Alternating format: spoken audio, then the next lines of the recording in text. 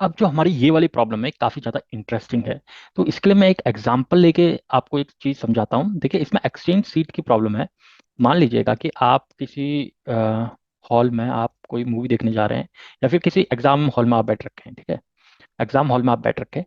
अब देखिए, यदि आप स्टूडेंट को on the basis of their ID, यानी कि रोल नंबर, एक तरीके से मान लीजिए अगर रोल नंबर के हिसाब से बैठाते हैं, तो मोस्ट ऑफ द केसेस में क्या होता है कि आगे पीछे वाले रोल नंबर वाले होते हैं, वो आपस में उनका समीकरण ऐसा बैठ रखा होता है कि उनके पास एक गुंजाइश हो जाती है कि किसी से कुछ पूछ लिया जाए, या फिर चीटिंग संभव होती है। लेकिन यदि इसके साथ एक कंडीशन ऐसी जोड़ दी जाए कि आपको स्वैप करना है कि हर एक जो दो कंसेक्यूटिव है ना, देखिए, swap the seat of every two consecutive student, यानी कि दो कंसेक्यूटिव स्टूडेंट की आपको सीटें बदल देनी है। अगर आपने सीटें इनकी बदल दी तो इनका समीकरण आपस में बिगड़ जाएगा। और दूसरी कंडीशन दे रखी है कि अगर जो student, total number of student यदि हमारे ऑड निकलते हैं, ठीक है, यदि ये ऑड होते हैं, तो उस केस में हमारा जो लास्ट वाला स्टूडेंट होगा ना, उसकी आईडी स्वैप नहीं होगी, यानी कि उसकी सिटिंग अरेंजमेंट जो मेरे एग्जांपल के अनुसार है, अगर वो ऑड आती है तो वो स्वैप नहीं होगी। ये हमारा इसमें पूरा का पूरा प्रॉब्लम स्टेटमेंट है।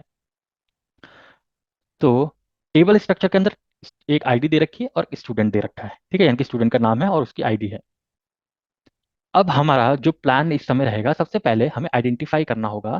पहला स्टेप होगा कि आइडेंटिफाई करेंगे हम उन स्टूडेंट्स को जिनकी आईडी स्वैप होनी चाहिए, यानी कि जिनकी आईडी हमें स्वैप करनी है, उन स्टूडेंट को हमें आइडेंटिफाई करना है।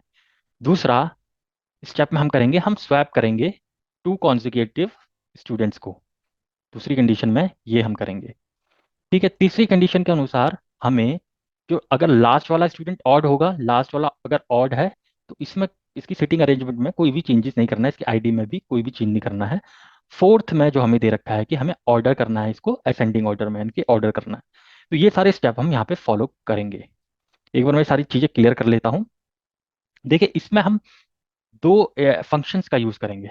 ठीक, यदि हमें किसी भी नंबर का ऑड जानना हो कि यार ये ऑड है या इवन है, तो हम क्या कर सकते हैं, उस नंबर को यदि मैं उसका मॉड ले लूं टू के साथ, तो वो आएगा zero in case of even number. और अगर ये ऑड नंबर ऑड होगा, तो इसका रिजल्टेंट आएगा वन। जैसे कि 11 को यदि मैं टू से डिवाइड करता हूं, तो इसका जो रिमाइंडर आएगा, मॉड क्या करता है, रिमाइंडर निकालता है, तो इसका रिमाइंडर वन आएगा। वहीं अगर मैं 10 को टू से डिवाइड करता हूँ, क्योंकि ये देखिए ये 11 तो ऑड नंबर है ना, अब ये इवन नंबर है, इवन नंबर को अगर मैं डिवाइड कर रहा हूँ टू से, तो इसका रिमाइंडर कितना आएगा, जीरो। तो हम एक इसमें मॉड फंक्शनलिटी का यूज करेंगे। मॉड के अंदर हमें देना होता है कि किसका मॉड निकालना है। ठीक है, तो यहाँ पे हमें निकालना है आईडी का मॉड, आईडी का मॉड निकालना है और उसका टू से निकालेंगे।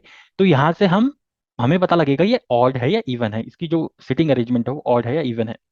दूसरा, हम इसमें लीड भी निकालेंगे। लीड यानी कि जैसे दो कंसेक्यूटिव नंबर है, इसके आगे कौन बैठा है, इसके लिए हम करेंगे लीड का यूज। इसके आगे जो भी बैठ रखा है स्टूडेंट, मेरे को तुम उसका नाम बताओ। ठीक है, लैग कैसे निकालेंगे, जो इसके पीछे बैठ रखा है, तो इसके लिए यूज होगा लैग। तो ये सारी चीजें हम करने वाले हैं।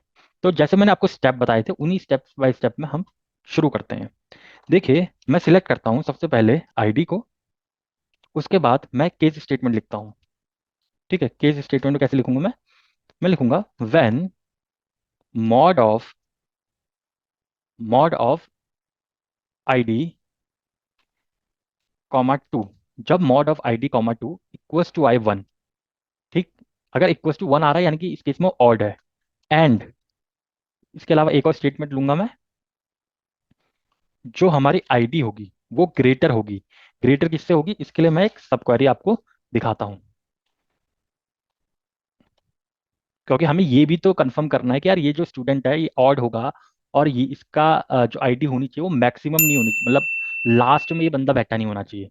तो इसके लिए एक अगर सब क्वेरी अलग से लिख के दिखाऊं, मैं सिलेक्ट करता हूं maximum of ID from seat, नाम का टेबल है तो SEAT सीट। ठीक, तो ये क्या करेगा, मेरे को मैक्सिमम दे देगा।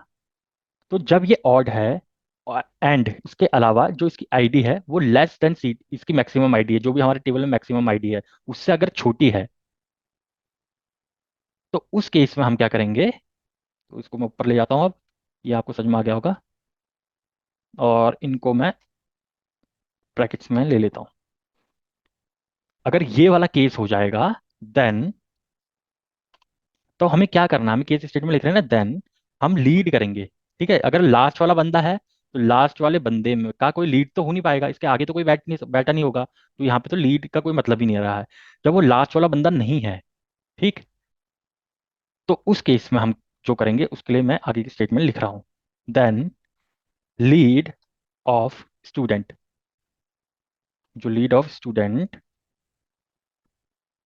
ओवर ओवर, अब जब भी हम लीड या लैग फंक्शनैलिटी निकालते हैं तो किसी पर्टिकुलर कॉलम के ऊपर निकाल रहे होते हैं, तो मैं इस कॉलम को ऑर्डर्ड करूंगा और उसके बाद लीड या लैग निकालूंगा इसका। तो इस केस में तो हमारा लीड निकल रहा है, तो मैं लिखता हूं ऑर्डर बाय आईडी। ये होगी हमारी पहली केस स्टेटमेंट। अगली केस स्टेटमेंट में लिखता हूं when mod of ID comma two equals to zero, यानी कि इस केस में हमारा जो आईडी होगी वो कैसी होगी, वो इवन नंबर होगी। ठीक है, तो देन इस केस में आप अपने पीछे वाले नंबर के लिए बात कीजिएगा। उस केस में मैं लगा देता हूं इसको lag, lag of student over, और ऑर्डर बाय हम सेम करेंगे, ओवर ऑर्डर बाय आईडी। ठीक, तो यहाँ पे दोनों मैंने समस्या हल कर ली है। यदि ये दोनों नहीं हुए, कि इन दोनों से हमारी समस्या सॉल्व नहीं हुई, तो हम एक एल्स स्टेटमेंट देते हैं, उसमें मैं सिंपल से स्टूडेंट का नाम प्रिंट करा दूंगा। ठीक, क्योंकि हमारा हो सकता है ना कि लास्ट वाला जो बंदा होगा वो ऑड ही होगा। ठीक है, और वो मैक्सिमम भी लास्ट वाली सीट में नहीं बैठा, ये तो लास्ट वाली सीट से पहले तक का हो गया, ये इवन तक के सारे मैंने स्वैप कर दिए हैं। पर जो लास्ट वाला स्टूडेंट होगा उसको मैं डायरेक्टली स्टूडेंट करके प्रिंट कर रहा हूँ। तो यहाँ से मेरा जो केस स्टेटमेंट होगा वो हो जाएगा एंड। अब इस सारी केस स्टेटमेंट को मैं एक नाम दे देता हूँ स्टूडेंट। ठीक है, अब ये सारा जो टेबल, इसके लिए हम टेबल यूज कर रहे थे, वो था फ्रॉम, टेबल का नाम है सीट, सीट। अब लास्ट में हमें ऑर्डर बाय भी करना है, यहाँ पे देखिए हमें ऑर्डर बाय करना है असेंडिंग में, order by ID. By default ये असेंडिंग में ही होता है। अब मैं इसको रन कर लेता हूँ, देखता हूँ किसी प्रकार का कोई एरर तो नहीं आया है। नहीं, किसी प्रकार का कोई एरर नहीं है, हमारा सोल्यूशन एक्सेप्ट हो चुका है। आशा करता हूँ मेरी वीडियो पसंद आई होगी, यदि पसंद आई तो लाइक शेयर और सब्सक्राइब जरूर कीजिएगा। डेटा साइंस वाले को अपना कीमती समय देने के लिए बहुत बहुत धन्यवाद।